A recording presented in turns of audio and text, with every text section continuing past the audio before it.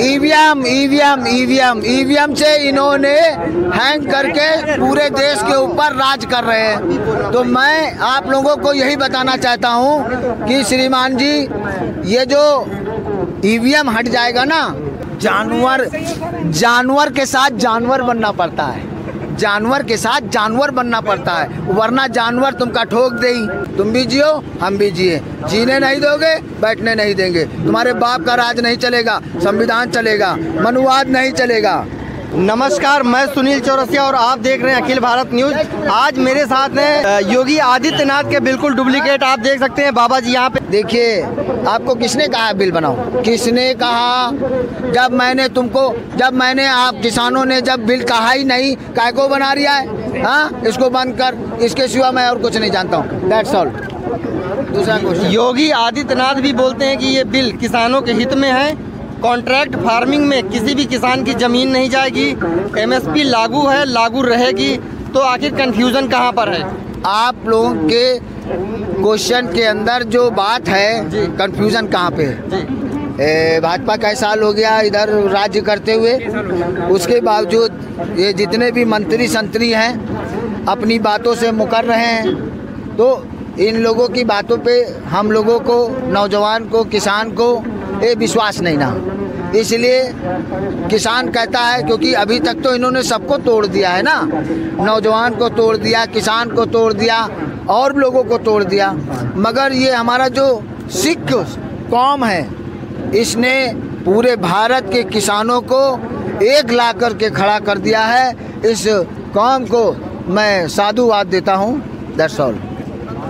बाबा जी, जब वो बोल रहे हैं, सरकार बोल रही कि हम आपको एमएसपी लिख के देंगे, तो अरे भाई, तो भी क्या दिक्कत? एमएसपी तो पहले भी लिखी हुई थी। मैं कह रहा हूँ, काय को जनता नहीं चाह रही है, वो किसान नहीं चाह रहा है, तो काय को दे रहे हो? वो नहीं मांग रहा है। तुम ये सब वापस लो, तुम अपना ज्यादा कानून न चलाओ। सरकार तुमको चलाने के लिए दिया है कि इस देश को सोने की चिड़िया बनाओ। सरकार कानून बनाने के लिए भी तो दिया है ना। सरकार ने कानून की नौकरी दूंगा। Just minute please. संविधान में लिखा हुआ है कि 95 कोई पाँच आदमी जो सांसद बन जाते हैं और 95% जनता के लिए एक्ट लाते हैं, तो संविधान में लिखा है कि 95% जनता के खिलाफ अगर होगा एक्ट तो ऑलरेडी वो निरस्त है। आप कैसे कह सकते हो 95% बहुमत और जनता के साथ है? कहाँ देश में खुशियाँ हैं? सांसद है, जितने भी विधायक है, सबने इस पे अपनी मति दी है। सब चोर हैं। ये प्राचीन काल से ये चोरी करते चले आ रहे हैं। वोट आप लोगों ने दिया है। ईवीएम, जस्ट मिनट, मैं बोल रहा हूँ ना,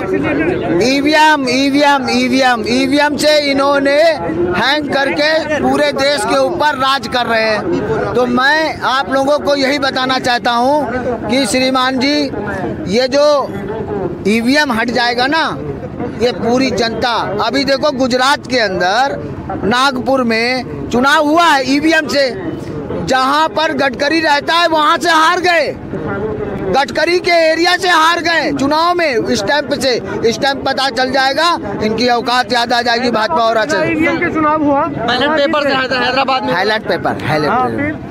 अरे भाई, ये जनता सब जान रही है ना कि तुम किस तरीके से मूर्ख बना करके जनता को बता रहे हो। थोड़ा लालच दिया, थोड़ा घसीट लिया, थोड़ा लालच दिया, इधर किया उधर किया। तुम लोग कबाड़ी हो, कबाड़ी की दुकान चलाओ जा करके। देश नहीं चलाते, देश हिंदुस्तान का नंदवंशी चलाते थे। जब सोने की चिड़िया कहलाई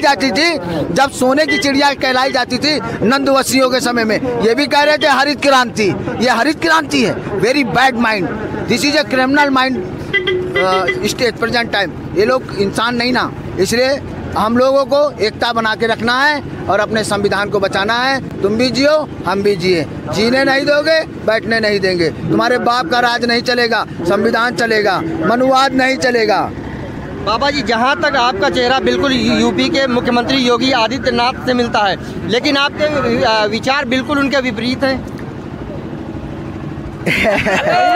मेरा कहने का मतलब ये है कि मैं लोगों के चेहरे पे हंसी देखना चाहता हूँ और वो लोगों के चेहरे पे डर, भय देखना चाहते हैं। इसलिए मैं एक पंक्ति कहना चाहता हूँ कि जियब तो शान से और मरब तो शान से, और ज्यादा कौनो परेशान करी, वाहे दिन मूल निवासी मार दे जान से। धन्यवाद। बाबा जी जहाँ पर साधु का एक नेचर होता है, एक उसकी प्रकृति होती है कि वो बहुत ही सौम्य और सरल स्वभाव का होता है। हाँ। लेकिन आप इसके बिल्कुल विपरीत जानवर के साथ जानवर बनना पड़ता है, जानवर के साथ जानवर बनना पड़ता है, वरना जानवर तुमका ठोक देगी। तो यही लिए जानवर के साथ जानवर बन के एक डंडा लो और ये चड्ढी वालों को हाँकना चालू करो, तब ये देश से निकली हैं। बस धन्यवाद। अब ये चड्ढी वाला कौन है बाबा जी? चड्ढी वाला कौन? RSS वाले, RSS वाले, ये पैंट वाले हो गए। हाँ, अब तो पैंट वाले हो गए। भाई चोरी करके पैसा नहीं इकट्ठा कर लिया है, संविधान को नहीं हैंग कर लिया है, देश पे राज नहीं कर रहे हैं, चोरी करके पैंट खरीद ली। इसलिए बहुत बहुत धन्यवाद। आपको लगता है सरकार झुकेगी आपके सामने?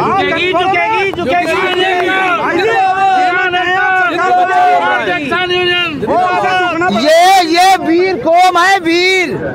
इसके आगे तो यमराज भी हार गया था, यमराज।